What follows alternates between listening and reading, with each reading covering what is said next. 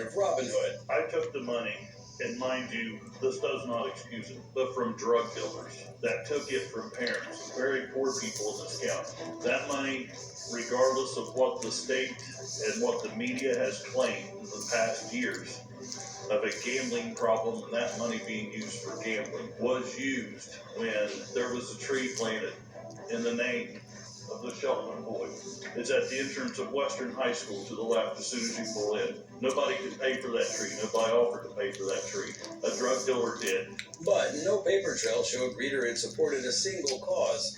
What you're saying here as to why you claim he used the money for various charitable community things, and then, but the PSI officer notes that there's no documentation that you used it for those things. His answers did nothing to convince Judge Cosgrove that he was remorseful, and she had little sympathy for a man who tarnished the badge and broke the public's trust. Reeder's wife and kids cried as the judge sentenced him to 3 years behind bars. Reeder was escorted out of the courthouse and taken into custody by the deputies he once led. Stealing from drug dealers is one thing, but stealing from charities? That's exactly what one sheriff did, and it's not even the worst part. Meet David Oliver. This chief of police's fall from grace to grass will give you whiplash. Oliver was charged with unauthorized use of property and unlawful restraint. Crystal Casterline, a patrol officer with the department, accused him of harassment. Brimfield's former chief of police had officially become a mope. Investigation into the lawsuit led to many officers backing her claim, but they soon found Oliver had been up to much more in office. Oliver stole money meant for charity. He also went into evidence and picked weapons, some of which he sold and others he kept for himself. Oliver pleaded guilty to the charges against him. Before sentencing, his attorney tried to paint a positive picture of his client.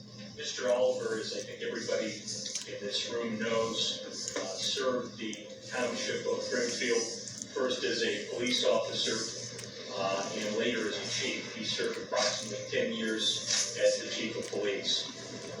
As everyone knows, Brimfield is a small town that has its own small town politics. I think politics have played a role in this case. Claiming that he pleaded guilty so he wouldn't have to drag his family through court. Oliver got a chance to speak, but instead of addressing his victim, Oliver claimed it was all lies. Yeah, and I'm not going to be long, Your Honor, but one question I would ask is if there was a sworn police officer who thought there was a crime that had been committed in 2012, why didn't you report it? The secondary thing about this is I never heard anything about a hostile work environment or assault or... He also said the other officers were ganging up on him, but the prosecution fired right back at him, reminding the court of his heinous behavior as chief of police. I would like to say that perhaps Mr. Oliver should question what kind of leadership skills he used with those people that they were too afraid to come forward until my office. Asked if there was a sworn police officer who thought there was a crime that had been committed in 2012, why didn't you report it? The secondary thing about this is I never heard anything about a hostile work environment or...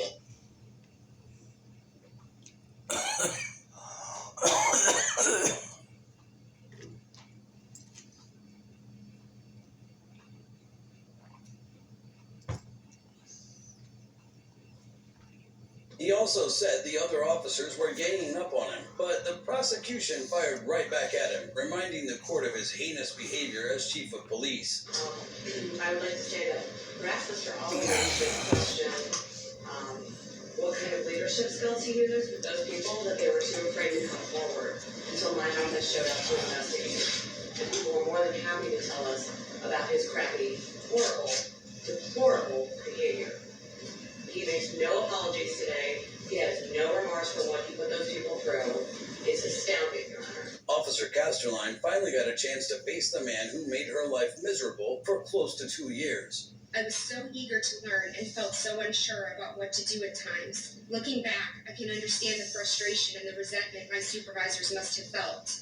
Many times I would be so unsure that the chief was someone that I could trust and come to at any time with any question. And with me, he strongly encouraged me to use his open door policy. She disagreed with the plea agreement, but she made a lengthy emotional statement about what she'd been through for the past few years. I told him over and over that he was making me uncomfortable. But the physical assaults and sexual harassment continued on an almost daily basis for 2 years. I became more and more withdrawn